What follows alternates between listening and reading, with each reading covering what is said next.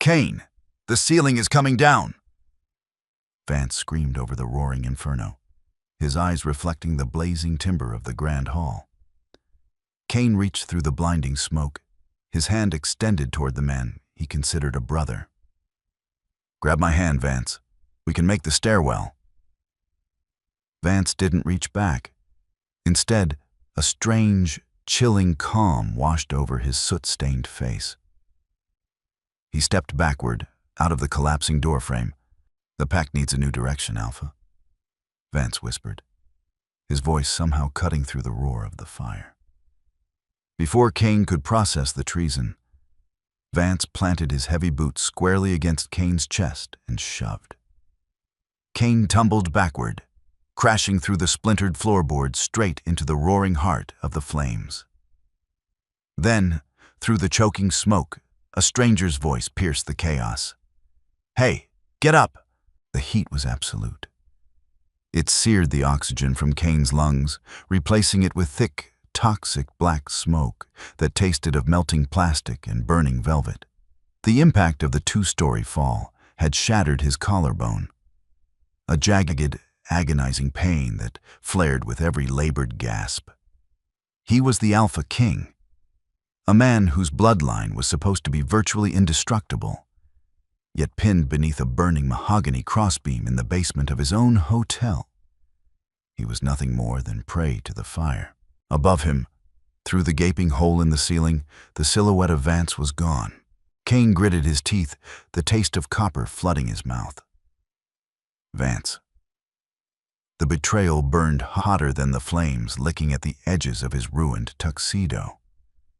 30 years of friendship. Countless battles fought back to back, all of it reduced to ashes in a single, calculated shove. The fire wasn't an accident. The faulty wiring, the locked emergency exits, the sudden evacuation of the high-ranking pack members, it was a coup. A heavy crack echoed through the basement as another support beam gave way. Kane braced for the crushing weight of the ceiling, his golden eyes flashing as he tried to force his body to shift, to draw on the wolf within. But the air was thick with a strange, metallic scent. Silver nitrate. Vance had laced the ventilation system before igniting the building. Kane's healing factor was completely suppressed. His wolf was choked into submission. "Hey, are you deaf? I said get up." The voice was ragged, feminine, and utterly panicked. Kane blinked through the stinging smoke. A figure was crawling over the debris toward him. She wasn't one of his elite guards. She wasn't a pack dignitary. She was wearing the standard-issue black slacks and white button-down of the hotel's catering staff, though the uniform was now smeared with soot and blood. A soaked white cloth was tied around the lower half of her face. "Go," Kane ground out, his voice a gravelly rasp. "Building's coming down." "Yeah, no kidding," the waitress shot back. She didn't retreat. Instead, she dropped to her knees beside the burning beam pinning his torso. Her eyes, a striking, wide amber, darted over the massive piece of wood. She reached out, her bare hands grasping the edge of the smoldering mahogany. "Leave it," Kane commanded, channeling every ounce of his failing alpha authority into the words. "You'll burn." She ignored him entirely. "Shut up and help me push." She strained, the muscles in her slender arms trembling as the wood seared her palms, but the beam didn't budge. Kane watched her, stunned by the sheer defiance. Humans usually crumbled under his voice, let alone in the face of death. But as she leaned closer, the heavy scent of smoke parted just enough for him to catch a faint, suppressed underlying scent. Rainwater and pine. Wolf. A repressed one, hiding in plain sight among the humans. Realizing raw strength wouldn't work, the woman scrambled backward. She grabbed a shattered steel pipe from the plumbing debris nearby, wedged it under the beam, and shoved a broken cinder block beneath it to create a fulcrum. When I pull down, she coughed, her eyes watering fiercely. You roll left. Understand? Kane didn't have the breath to argue. He gave a sharp nod. She threw her entire body weight onto the end of the pipe. The makeshift lever groaned. The beam shifted, rising just an inch, then two. Agony ripped through Kane's chest as the pressure released. Now, she screamed. Using his good arm, Kane dragged his heavy frame across the scorched concrete. The moment he was clear, the pipe snapped. The beam crashed down exactly where his chest had been a second before, sending up a geyser of sparks. Kane lay on his back, gasping, staring at the ceiling as the fire raged above. Before he could catch his breath, small, blistered hands grabbed the collar of his ruined jacket. We can't stay here, Misa said, hauling him halfway upright. The basement service tunnels. Come on, big guy, walk. The service corridor was a narrow, windowless throat of concrete, rapidly filling with smoke. Misa practically carried half of Kane's weight, her shoulder wedged under his uninjured arm. For a man who looked like he spent his life in tailored suits, he weighed like solid iron. Left, Misa gasped, steering him toward a set of heavy fire doors.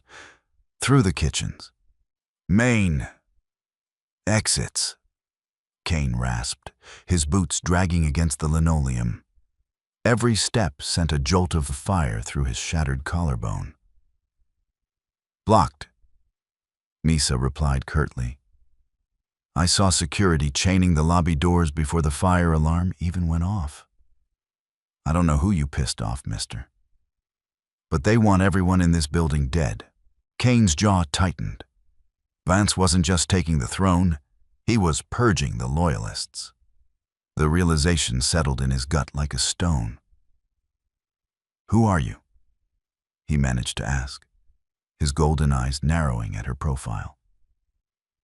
Misa, she said, kicking open the double doors to the subterranean kitchen. And right now, I'm the only thing keeping you from becoming barbecue. The kitchen was a chaotic graveyard of overturned prep tables, shattered plates, and abandoned meals. The fire hadn't reached this deep yet, but the smoke was pooling at the ceiling, descending rapidly. Misa moved with practiced efficiency, navigating the maze of stainless steel. She didn't ask questions. She didn't look back. Her survival instinct was sharper than most trained soldiers Kane had known. Suddenly, heavy footsteps echoed from the far end of the kitchen. Misa froze, yanking Kane behind a massive walk-in freezer door. She pressed a finger to her lips, her amber eyes wide. Through the haze, a figure emerged.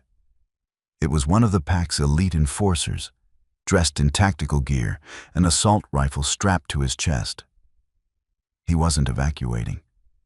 He was hunting. The enforcer kicked over a steel cart, his nose twitching as he sniffed the air, searching for survivors through the heavy scent of smoke. Kane tensed, instinctively trying to step in front of Misa to shield her. But his body betrayed him. His knee buckled, his boots scraping loudly against the floor tiles. The enforcer snapped his attention toward the freezer. He raised his weapon, advancing slowly. Who's there? Come out! Kane cursed silently. He was in no condition to fight. His wolf was choked by the silver nitrate, his body broken. He prepared to lunge, hoping to buy the waitress enough time to run. But Misa was faster. She didn't run. She grabbed a massive, industrial-sized fire extinguisher from the wall beside the freezer. As the enforcer rounded the corner, finger on the trigger, Misa pulled the pin and squeezed the handle, spraying a blinding, freezing cloud of chemical foam directly into the man's face. The enforcer roared in surprise, dropping his weapon to claw at his burning eyes. Without missing a beat, Misa swung the heavy metal canister like a baseball bat, slamming it brutally into the side of the enforcer's head. The man crumpled to the floor, unconscious before he hit the tiles. Misa stood over him, chest heaving, the empty extinguisher slipping from her blistered hands with a loud clatter. She stared at the fallen man, her bravado momentarily cracking into shock. Kane looked from the unconscious soldier to the trembling waitress. "Remind me," he murmured, his voice laced with a dark, newfound respect. "To give you a raise." "Shut up," Misa breathed, grabbing his arm again. "The loading dock is this way." The freezing rain was a shock to the system, but it was the greatest relief Kane had ever felt. It washed away the toxic smoke, diluting the scent of blood and burnt hair as they slipped out through the loading dock and into the shadowed, labyrinthine alleys of the city's industrial district. Misa didn't stop moving until they were a dozen blocks away, weaving through back streets that even the pack patrols ignored. Finally, she dragged him through the rusted iron gate of a crumbling, low-income apartment complex. The neon sign of a liquor store buzzed angrily across the street, casting rhythmic, bloody red shadows over the wet pavement. "Up the stairs," she ordered, her voice completely devoid of the panic she'd shown in the kitchen. She was slipping into a numb, mechanical state of survival. "Third floor." By the time Misa unlocked the peeling wooden door to apartment 3B, Kane's vision was swimming. He stumbled over the threshold, his massive frame collapsing onto a faded, threadbare sofa in the center of the tiny studio. The springs groaned in protest. Misa deadbolted the door, chained it, and leaned her forehead against the cheap wood, taking her first real, unhindered breath in an hour. The silence in the room was heavy, broken only by the sound of rain lashing against the single, dirty window. Kane forced his eyes open, observing his surroundings. The apartment was painfully small. A tiny kitchenette with a leaky faucet, a mattress on the floor in the corner, and stacks of textbooks piled on milk crates. It smelled faintly of cheap vanilla, worn paper, and that same suppressed undertone of pine. It was the den of an Omega, or perhaps a rogue who had severed ties with Wolf Society entirely. "You need a hospital," Misa said, breaking the silence. She walked to the kitchenette, pulling a meager first aid kit from a cabinet. "No," Kane grunted, pushing himself up against the armrest. The pain in his collarbone was blinding. "No hospitals.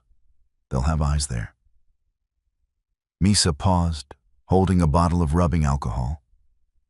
She turned to look at him, really look at him, for the first time in the light. Beneath the soot and blood, the man was striking.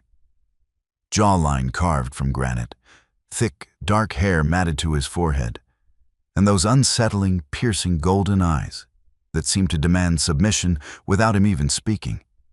He looked like old money, dangerous money. "Who are you running from?" she asked quietly, stepping closer. "My second in command," Kane answered. There was no point in lying. She had seen the enforcer.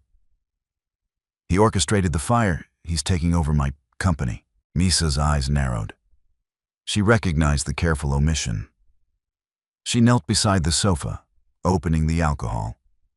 "Take the jacket off. And the shirt. I need to see the burns." Kane hesitated, a flicker of his innate alpha dominance bristling at being ordered around by a rogue in a run-down apartment. But his body left him no choice. With agonizing slowness, he peeled away the ruined tuxedo jacket, then the torn, bloody dress shirt. Misa sucked in a sharp breath. It wasn't just the severe burns mottling his left side or the terrifying bruising over his collarbone. It was his chest. Branded deeply over his heart was an intricate, ancient crest, a roaring wolf encircled by a crown of thorns. Misa dropped the cotton swabs. Her amber eyes widened, darting from his chest to his face. She scrambled backward, her shoulders hitting the kitchenette counter. "You," she breathed, the color draining from her face. "You're him. You're the king." Kane didn't look away. I was. Before Misa could respond, the old static-filled television on the counter hummed to life. Misa had left it on a low volume before her shift. The late-night anchor's grim face filled the screen, replaced a second later by live footage of the blazing hotel. Then, the camera cut to a press conference outside the Inferno. Standing at a podium, looking perfectly devastated, was Vance. "It is with a shattered heart that I announce the tragedy tonight." Vance's voice echoed through the tiny apartment, smooth and laced with fake grief. Our beloved Alpha King Kane was trapped in the collapse. He did not survive. In this time of crisis, as his beta, I am enacting emergency protocols. Martial law is in effect across the territory. We will find whoever set this fire, and we will destroy them. Kane stared at the screen, his golden eyes hardening into chips of ice. Vance wasn't just taking the throne. He was framing an unseen enemy to secure his power. Misa looked slowly from the television to the man bleeding on her couch. She had just saved a dead man. And worse, she had brought the most hunted man in the city right into her home. The broadcast cut back to the news anchor, whose somber tone felt entirely detached from the reality burning a hole in Misa's living room. Misa reached blindly behind her and yanked the power cord from the wall. The sudden silence was suffocating, thick with the unsaid realization of what she had done. Kane watched her, his breathing shallow but steady despite the shattered collarbone and the severe burns blistering his side. He didn't offer reassurances. A king didn't apologize for his presence, even when deposed and bleeding on a stranger's couch. "You're dead," Misa stated, her voice remarkably flat as she stared at the blank television screen. "Officially, it appears so," Kane replied. His voice was a low rumble that vibrated through the small room, contrasting sharply with his battered state. "Which means, if his people find you here, I'm harboring a ghost." She finally turned to face him, the amber in her eyes flashing with a repressed anxiety. "No, worse. I'm harboring a threat to his new throne. They won't just kill you. They'll erase this whole building to make sure I don't talk. They won't find me here," Kane said. It wasn't a comfort, it was an assessment. "The silver nitrate suppresses my scent, and the rain washed away our trail. You live deep in the industrial slums. Vance's patrols rarely come this far south unless they have a reason." Misa scoffed, a bitter sound that lacked any real humor. "They have a reason now." She pushed away from the counter, grabbing the rubbing alcohol and cotton swabs she had dropped earlier. She approached him cautiously, like one might approach a wounded predator. She was a rogue, or at least living like one, and every instinct she possessed likely screamed at her to flee from an alpha, especially one of his magnitude. Yet, her hands were steady as she knelt beside the couch. "This is going to hurt," she warned, uncapping the alcohol. "Proceed." She poured the liquid directly over a cloth and pressed it gently against the worst of the burns on his side. Kane's jaw locked. The muscles in his neck strained, tendons standing out like steel cables. But he didn't make a sound. The pain was secondary to the cold calculation running through his mind. Vance's plan was brilliant in its cruelty. By declaring martial law, he had absolute authority to purge the pack of anyone loyal to Kane under the guise of an investigation. Kane needed to warn his remaining generals, but he had no phone, no resources, and a body that refused to heal. The silver nitrate in his system was stubbornly lingering, blocking his connection to his wolf. He was, for all intents and purposes, a fragile human. "Why were you working catering?" Kane asked, his eyes locked on her face as she worked. Misa paused, glancing up. "Because rent is due on the 1st, and a king's gala pays triple overtime." You're avoiding the real question, he noted, his tone mild but pressing. You're a wolf, suppressed, hiding your scent, living among humans. Why? Misa pressed a fresh, alcohol-soaked cloth a little too firmly against a scrape on his ribs. Cain hissed in a breath. Sorry, she muttered, though she didn't sound it. Not everyone wants to be part of the pack politics, Your Highness. Some of us prefer the quiet life. There is no quiet life for our kind, Cain said, his gaze piercing through her evasions. You are unregistered. If the enforcers had caught you at the hotel, they wouldn't have just fired you. They didn't catch me, Misa replied sharply, taping a large gauze pad over his side. And right now, you're the one needing protection, not me. She sat back on her heels, evaluating her handiwork. It was crude. Human first aid applied to a werewolf body that should have been healing itself. Your collarbone is broken, she observed, pointing to the ugly purple bruising and the unnatural slump of his shoulder. I can't set that. You need a doctor, a pack doctor. Any doctor I know is either dead, compromised, or being watched by Vance, Cain said, attempting to sit up straighter and failing. It heals when the silver leaves my system. Until then, I wait. Misa stared at him, the reality of this situation fully sinking in. The Alpha King, a man who commanded thousands, who possessed wealth and power beyond measure, was trapped in her terrible apartment, relying on her meager supplies. You can't stay here, she whispered, the panic finally beginning to edge into her voice.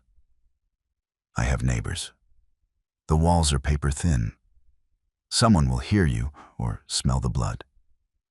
Give me 24 hours, Cain said, his tone shifting from commanding to something resembling a negotiation. Once the silver clears and my healing factor returns, I will be gone. You will never see me again. Misa chewed her lower lip, a nervous habit that betrayed her composed facade. 24 hours with a wanted king. It was a death sentence waiting to happen. But as she looked at the exhaustion etched into his features, she remembered the way he had tried to step in front of her in the kitchen, broken and bleeding, to shield her from the enforcer's gun. Fine, she breathed out. One day. But if the enforcers show up, I'm tossing you out the window. Cain offered a weak, grim smile. Fair enough. The morning brought no relief, only the harsh, gray light of a city under siege. Misa woke on the floor mattress to the sound of sirens wailing in the distance, a continuous, mournful chorus that hadn't stopped since the fire. She sat up, rubbing the grit from her eyes, and immediately looked toward the couch. Cain was awake. He was sitting rigidly upright, staring out the dirty window at the rain-slicked streets below. He had put his ruined dress shirt back on, leaving it unbuttoned over the bandages. He looked worse in the daylight, pale, tense, and radiating a dangerous, restless energy. Did you sleep? Misa asked, pulling a worn blanket tighter around her shoulders. No. Cain didn't look away from the window. They're tightening the net.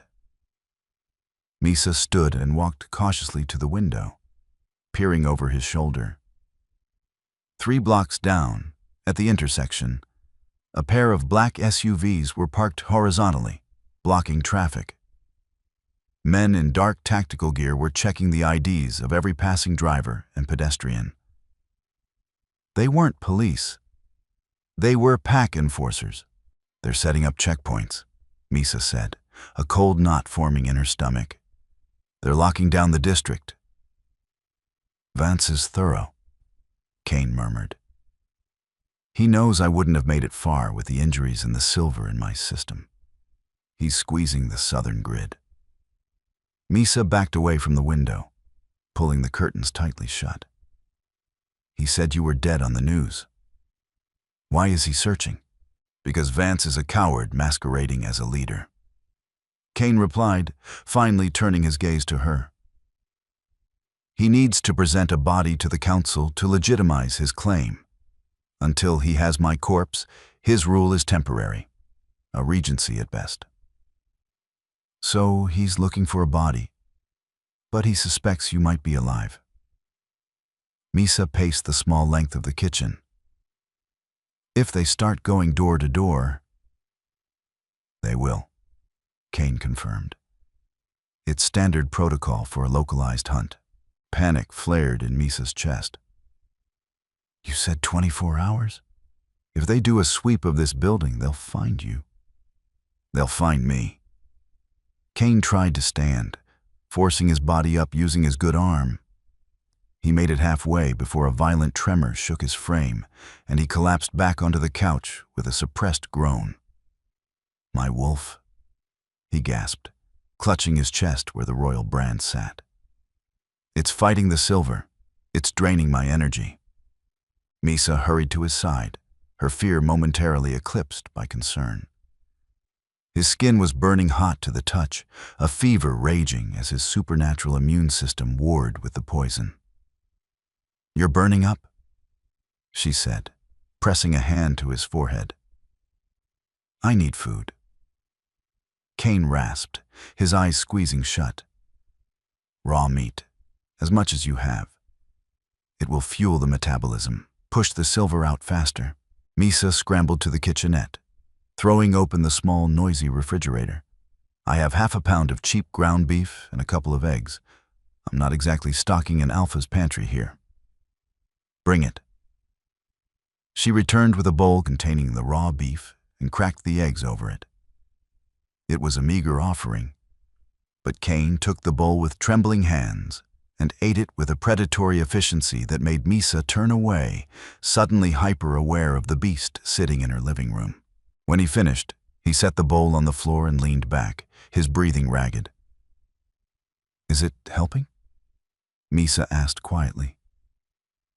Not fast enough. Kane admitted, his voice rough. A sudden, sharp knock on the apartment door made them both freeze. Misa's heart hammered against her ribs. She looked at Kane, whose eyes were instantly alert, scanning the room for a weapon that wasn't there. Misa, you in there? A muffled voice called out from the hallway. Misa let out a shaky breath. It was Mrs. Gable, her elderly neighbor from 3A. Hide, Misa mouthed to Kane, pointing frantically toward the tiny bathroom. Kane didn't argue. He pushed himself off the couch, biting back a grunt of pain, and limped toward the bathroom, pulling the door shut behind him with a soft click. Misa waited a beat, smoothing her hair and attempting to arrange her face into something resembling calm, before unlocking the deadbolt and opening the door a crack. Mrs. Gable stood in the hallway, holding a small plate covered in tin foil, her expression tight with worry. Misa, dear, I saw the news about the hotel fire. I knew you were working there last night. Are you all right? I'm fine, Mrs. Gable. Misa lied smoothly, offering a weak smile. I got out early. The smoke was bad, but I'm okay. Oh, thank goodness, the older woman sighed, handing over the plate. I brought you some banana bread. The neighborhood is going crazy today. There are men in black cars downstairs asking questions about strangers. Misa's blood ran cold. Downstairs? Right now? Yes, dear. In the lobby. They asked Mr. Henderson if he'd seen anyone injured or unusual. Mrs. Gable lowered her voice conspiratorially. They look like gang members to me. Make sure you keep your door locked. I will, Misa said, taking the plate with a hand she prayed wasn't shaking. Thank you, Mrs. Gable. Stay safe. Misa closed the door and slid the deadbolt home. She leaned against the wood, the tin foil plate crinkling in her grip. They were out of time. Misa walked to the bathroom and tapped softly on the door, It opened immediately. Kane was leaning heavily against the sink, his face pale, sweat beading on his forehead. "They're downstairs," Misa whispered, the reality of the situation crushing down on them. "They're questioning the landlord." Kane closed his eyes, accepting the grim news with the stoicism of a man used to disaster. "Is there a fire escape?" "In the hallway at the end," Misa replied. "But if they're sweeping the building, they'll have men covering the exits. It's a standard tactic. Then we fight," Kane said, his golden eyes opening, burning with a dangerous, fatalistic light. "I won't let them take you." "Fight with what?" Misa demanded, her voice rising in suppressed panic. "You can barely stand, and I hit a guy with a fire extinguisher once. We're not taking on an armed pack enforcement squad." She paced the small bathroom, her mind racing. She needed a way out. She needed leverage. She looked at Kane, really looking past the Alpha King persona, seeing the desperate man underneath. "You said you needed to contact your loyalists," Misa said abruptly. "If you could reach them, could they pull these men off?" "My lead general, Marcus, commands the northern border guards," Kane said quickly, catching her drift. "If he knows I'm alive and Vance has committed treason, he will mobilize the northern garrison. Vance wouldn't dare risk a civil war in the city streets. He'd be forced to pull the enforcers back to defend his position at the estate." "How do we reach him?" "I need a secure line, a burner phone." Kane frowned. "Do you have one?" Misa shook her head. "No, but I know a guy who sells them out of a pawn shop 3 blocks east." Kane grabbed her wrist, his grip surprisingly strong despite his injuries. "You cannot go out there. The streets are swarming." "I have a better chance of blending in than you do," Misa argued, pulling her arm free. "I'm a local. I know the alleys. If I stay here, they find you. They kill us both. If I go, maybe I get the phone before they finish searching this block." Kane stared at her, assessing her determination. She was terrified. He could smell it on her. But she was choosing action over paralysis. It was a rare, commendable trait. "Marcus's emergency number," Kane said, his voice lowering to a serious, commanding tone. "Memorize it. 555-019-8372. Tell him the crown burns, but the wolf breathes. He will understand." Misa nodded, repeating the number in her head. She grabbed a heavy, dark hoodie from the closet, pulling it over her head to obscure her face. "Lock the door behind me," she instructed, sliding her feet into a pair of worn sneakers. "Don't open it for anyone but me. I'll knock 3 times, pause, then twice." Kane stepped out of the bathroom, holding his injured arm against his chest. "Misa." She paused at the door, her hand on the knob. "If you get caught," Kane said, his expression grave, "tell them I forced you to help me. Tell them I threatened your life. Give them my location and save yourself." Misa looked at the Alpha King, a man who had been betrayed by his closest friend, yet was offering her a way out at the cost of his own life. She felt a strange, tightening sensation in her chest. "I'm getting that phone," she said firmly. She slipped out the door, the lock clicking shut behind her. The hallway was quiet, but a tense energy hummed in the air. Misa hurried toward the fire escape at the back of the building, avoiding the main stairwell where the enforcers were likely starting their sweep. She descended the rusted metal stairs quickly, the rain soaking through her hoodie almost immediately. The alleyway below was empty, littered with overflowing dumpsters and broken pallets. Misa kept her head down, moving swiftly through the shadows. The 3 blocks to the pawn shop felt like a marathon.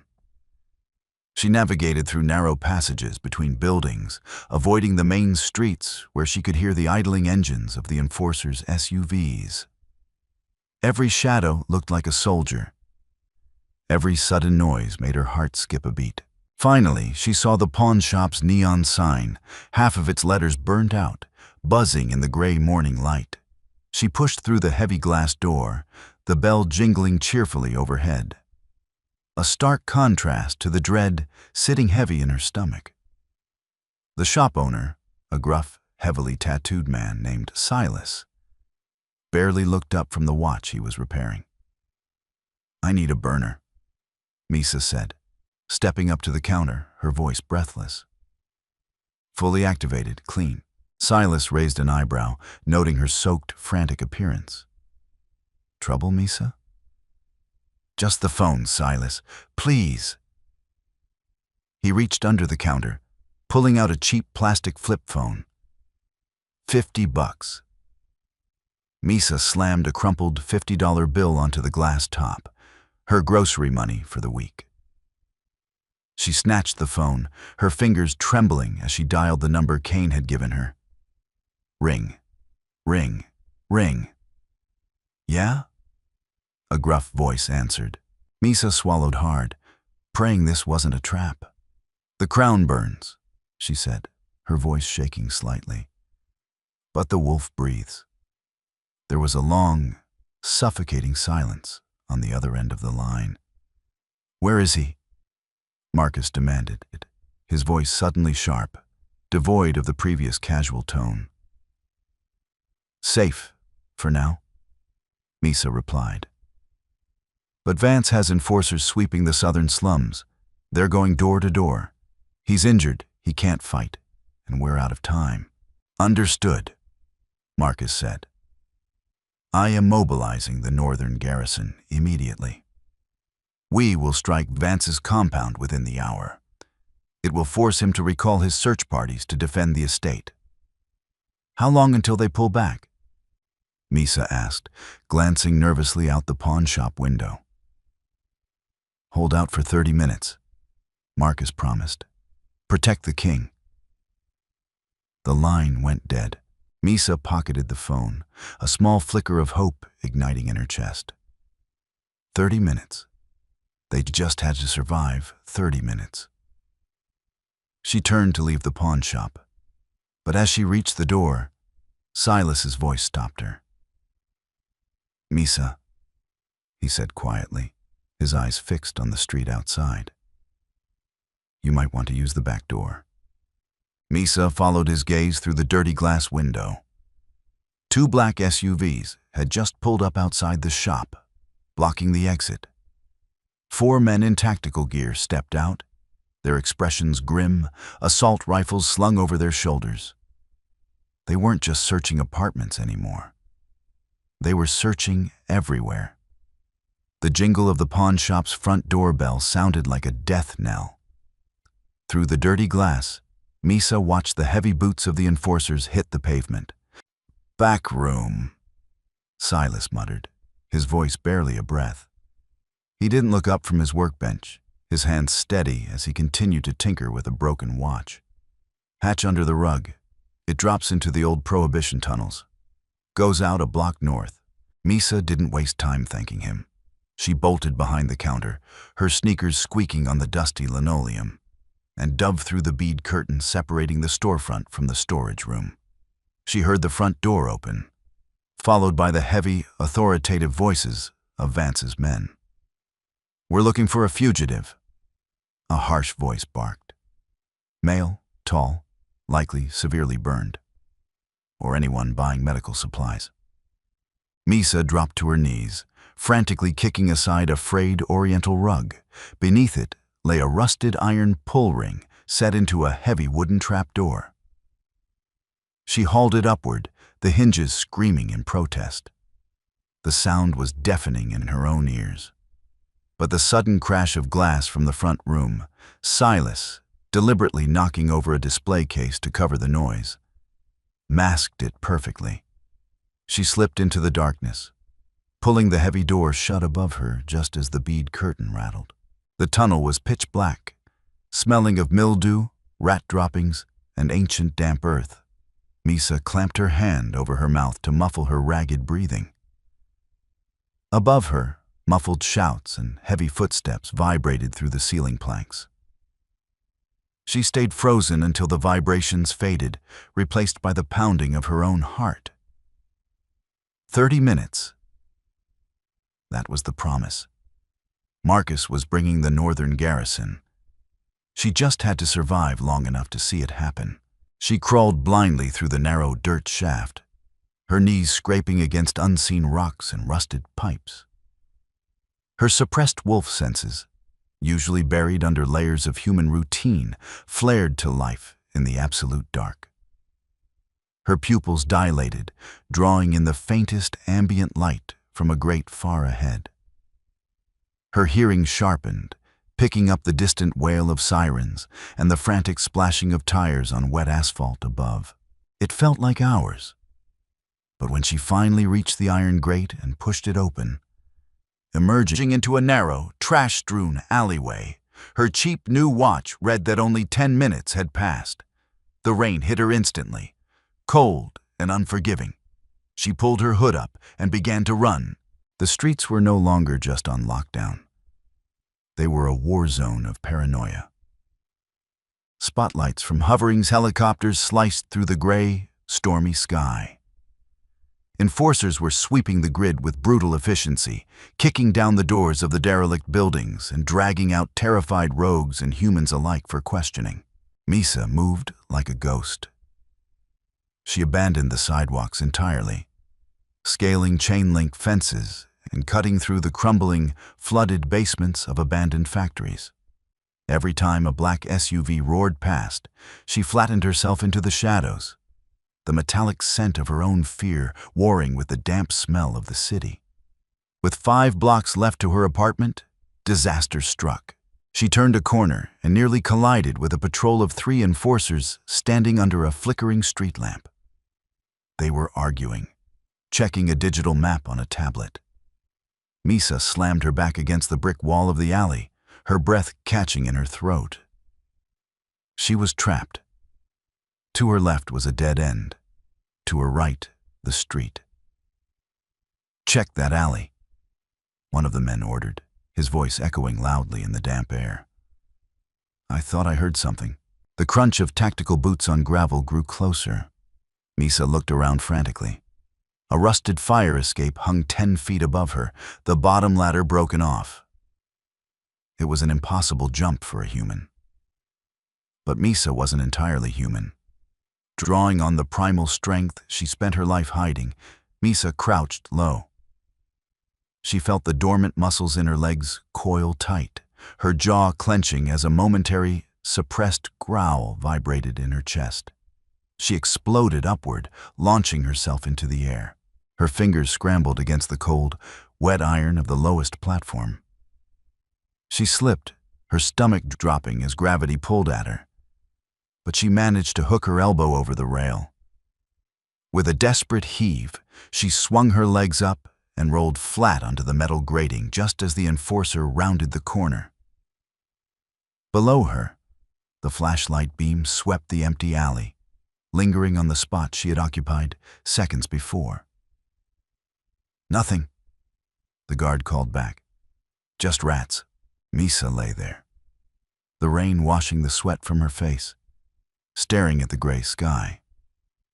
She waited until their footsteps faded down the block before slowly pulling herself up. She had 2 blocks to go. The 30-minute mark was fast approaching, and she prayed Marcus was a man of his word. Misa scaled the exterior of her apartment building, opting for the fire escape rather than risking the lobby.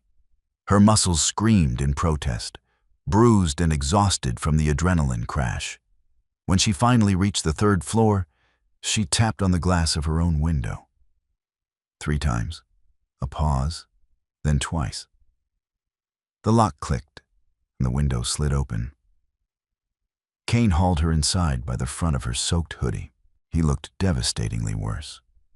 His skin was translucent, glowing with an unnatural, feverish heat that Misa could feel from a foot away. The whites of his eyes were bloodshot, the golden irises flashing erratically, unable to maintain their focus.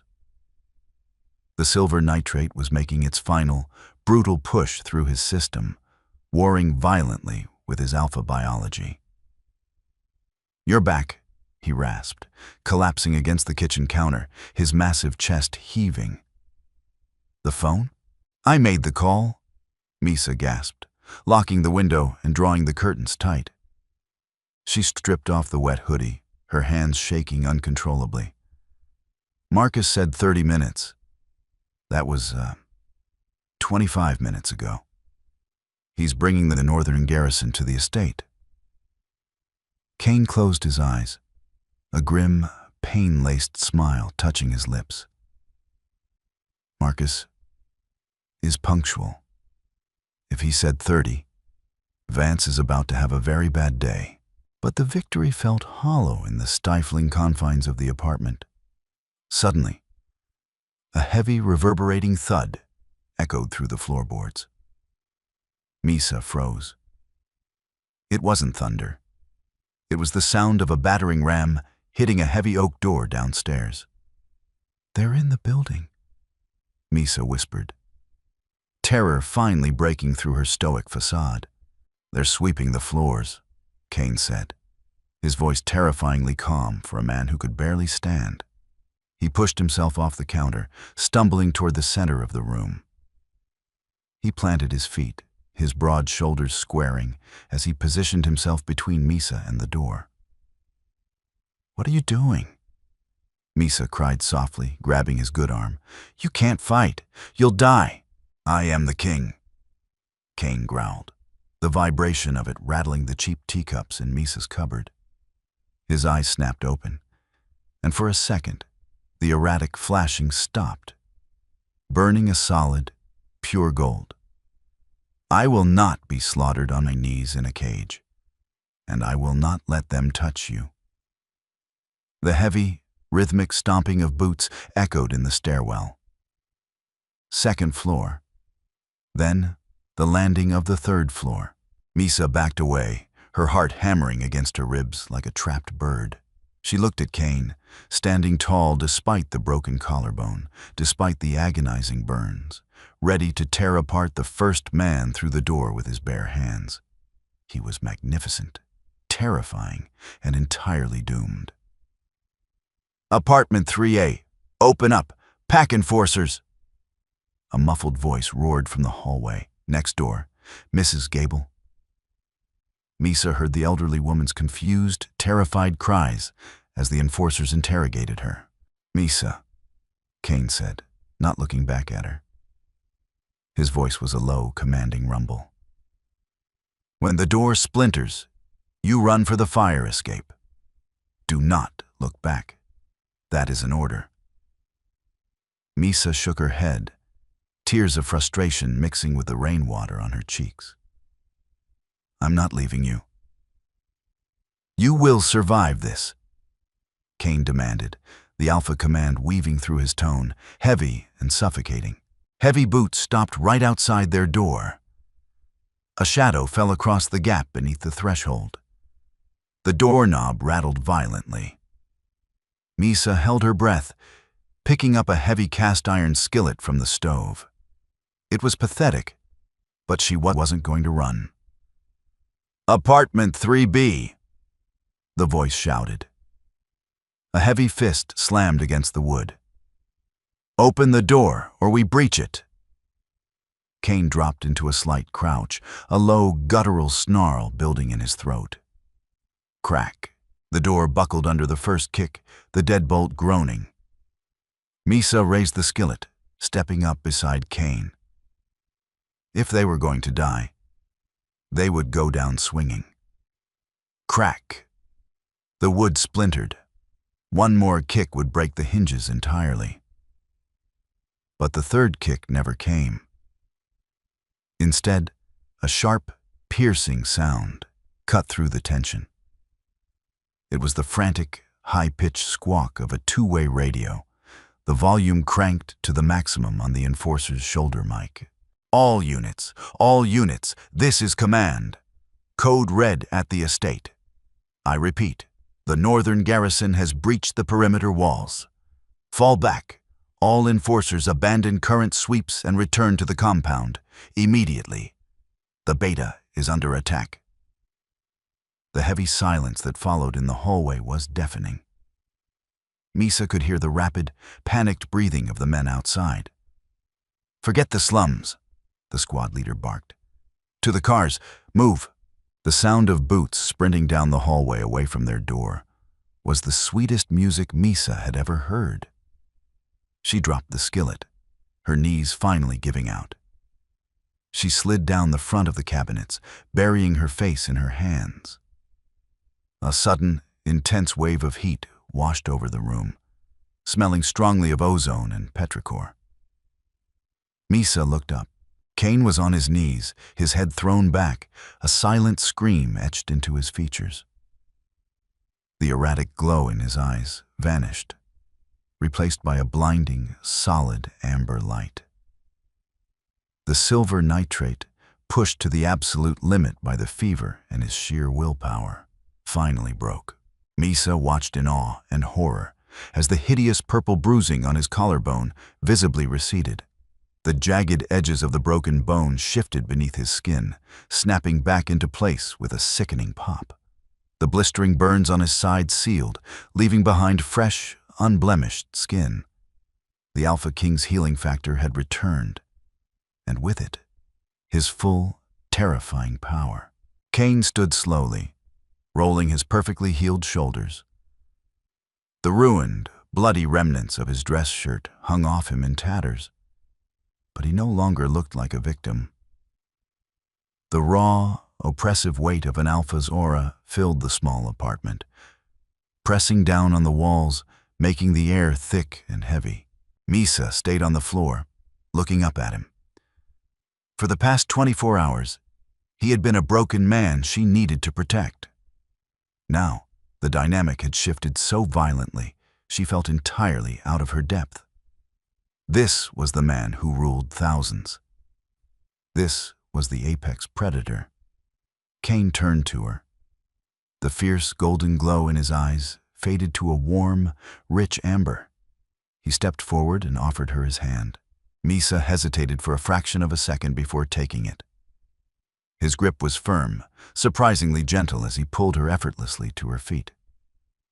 "They're gone," Kane said, his voice a deep, smooth baritone, entirely free of the rasping pain that had plagued him. "Marcus did his job. Vance is cornered." "What happens now?" Misa asked, pulling her hand back, suddenly acutely aware of how small and shabby her apartment was. How mundane she was compared to him.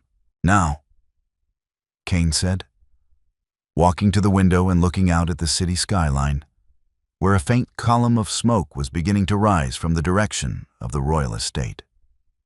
"I go reclaim my throne, and I teach my beta the penalty for treason." He turned back to her, his gaze intense, sweeping over her exhausted, soot-stained face. "I told you I would leave, and you would never see me again." Misa swallowed the strange, tight lump forming in her throat. "I remember." Kane reached into his pocket, pulling out a heavy, ornate silver lighter, the only personal effect he had managed to hold on to.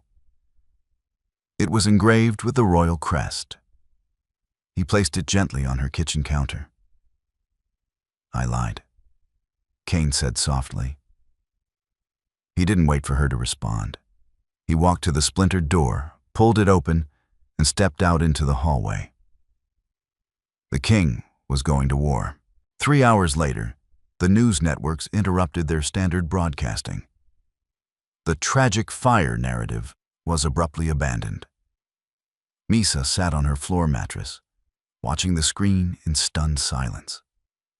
Live footage showed the royal estate surrounded by the heavily armored vehicles of the northern garrison.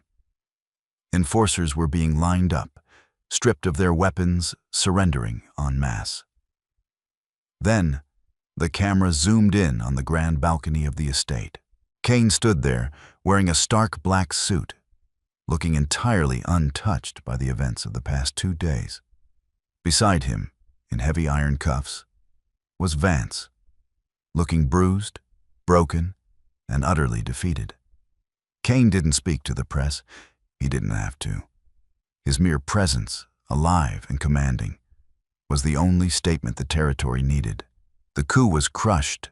Misa turned off the television. It was over. She was safe. She had saved a king, and he had taken back his kingdom. She looked at the silver lighter on the counter, running her thumb over the engraved wolf. She told herself to go back to her quiet life, to forget the chaos, the fear, and the strange, electric connection they had shared in the dark. A sharp knock at the door made her jump. Misa frowned. She walked slowly to the door, peering through the peephole. It wasn't Mrs. Gable. It wasn't the landlord. Standing in the hallway were 2 massive men in the tailored black suits of the king's elite royal guard. They stood at perfect attention, their hands clasped behind their backs. Misa unchained the door and opened it cautiously. Yes? The guard on the left bowed deeply, a gesture of profound respect rarely given to a rogue. "Miss Misa," the guard said, his tone reverent. "His Majesty requests your presence at the estate." Misa blinked, her heart giving a sudden, treacherous flutter. For what? Does he need a statement? The guard offered a small, knowing smile. "No, ma'am. He requires a new advisor. And if I may speak freely, he made it very clear we were not to return without you. He said his court is lacking in people who know how to wield a fire extinguisher." Misa looked back at her tiny, cramped apartment, the milk crates, the leaky faucet. Then she looked at the guards, the path to a completely different world opening before her. A world of danger, yes, but also a world where a king had looked at her and seen an equal. She grabbed her coat, picked up the silver lighter, and walked out the door. The grand cathedral of the royal estate was bathed in the warm, golden light of thousands of flickering candles. A stark, beautiful contrast to the fire that had once nearly destroyed them. Tonight, the flames were gentle, casting dancing shadows over the towering marble pillars and the faces of the assembled pack. Misa stood at the end of the long, velvet-lined aisle, her heart hammering a frantic, joyous rhythm against her ribs. She was a far cry from the soot-stained waitress who had hauled a dying king through the industrial district. Her gown was a masterpiece of gossamer silk and intricate silver beadwork that shimmered like moonlight on water. A delicate crown of silver vines and deep red embers, a nod to the fire that had forged their bond, rested upon her dark hair. At the altar, waiting for her, was Kane. He wore the ceremonial garb of the Alpha King, deep charcoal tailored to his broad shoulders, accented with silver thread. But it wasn't the royal attire that commanded Misa's attention. It was his eyes. Those piercing, pure gold irises were fixed entirely on her, softening with a profound, possessive tenderness that stole her breath. As the first resonant chords of the string quartet echoed through the vaulted ceiling, Misa began to walk. Every step felt like a testament to their survival, a victory march over betrayal and ashes. When she finally reached him, Kane didn't wait for the elder's cue. He reached out, his large, warm hand enveloping hers, his thumb tracing the pulse at her wrist. The connection was instantaneous, a spark of pure, electric heat that traveled up her arm. "You are radiant," he murmured. His deep baritone meant only for her, vibrating with an intensity that made the heavy scent of pine and rainwater in the air spike. "And you clean up surprisingly well, Your Majesty," Misa whispered back, a teasing, emotional smile gracing her lips. The ceremony was ancient and powerful, binding not just their lives, but their souls. When they exchanged their vows, Cain's voice rang with absolute, unwavering conviction, swearing to protect her, honor her, and stand by her as his equal, his Luna. When the elder finally pronounced them bound, Cain didn't simply kiss her. He claimed her, his lips fierce and demanding, igniting a cheer from the pack that shook the cathedral walls. Hours later, the grand reception faded into a distant, joyful hum as Cain carried Misa across the threshold of the royal chambers. The massive double doors clicked shut, sealing them in an opulent sanctuary of deep reds and golds. Cain set her down slowly, his hands lingering on her waist. The heavy, oppressive weight of the crown and the kingdom seemed to melt off his shoulders, leaving only the man who had looked at her with awe in a cramped, leaky apartment. "I have waited an eternity for this," Cain breathed, his voice thick with suppressed desire. He reached up, his fingers incredibly gentle as he unpinned the silver crown from her hair, letting the dark strands fall free.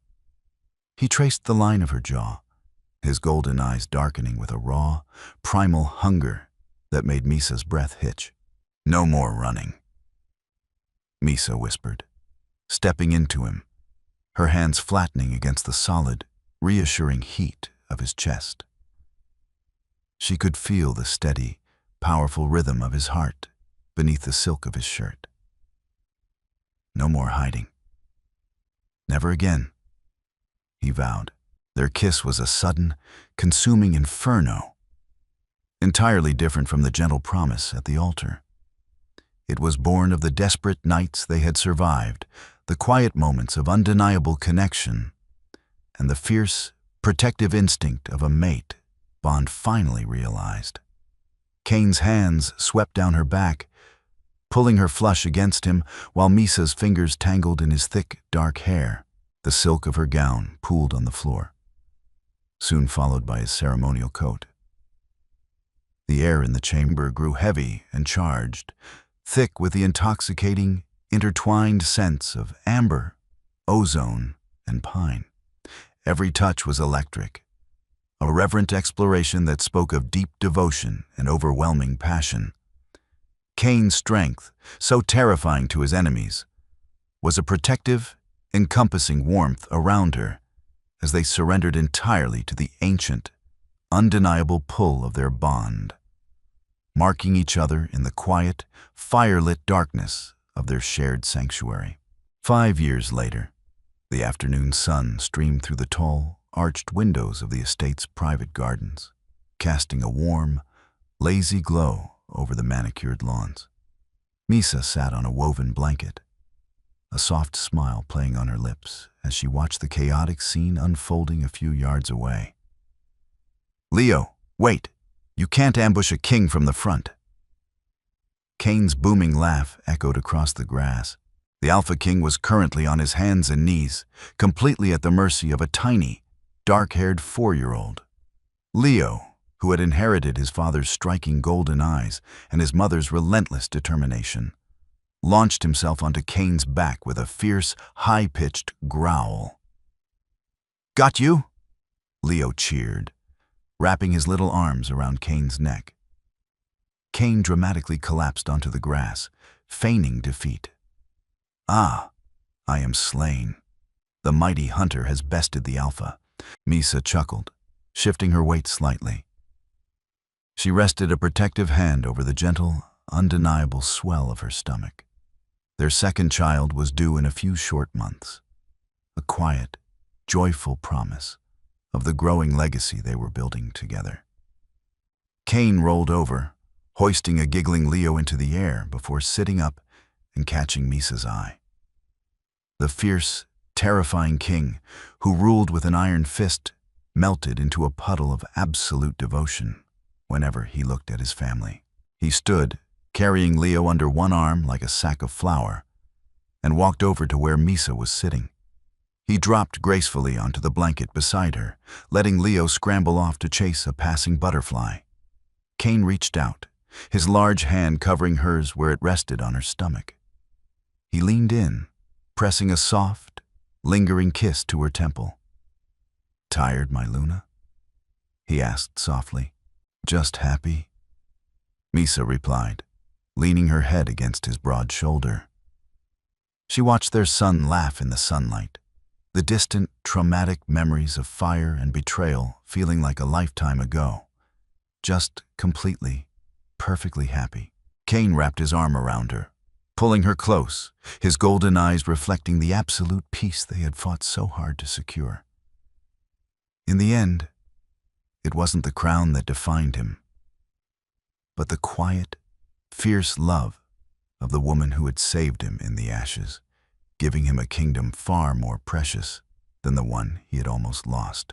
In a world defined by power and bloodlines, it wasn't the strength of a king that saved the crown, but the quiet, fierce bravery of a waitress who refused to look away.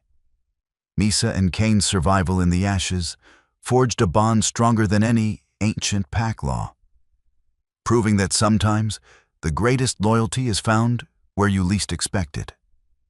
The beta's treason burned bright, but the king's return, fueled by Misa's defiance, shone brighter, changing their territory forever.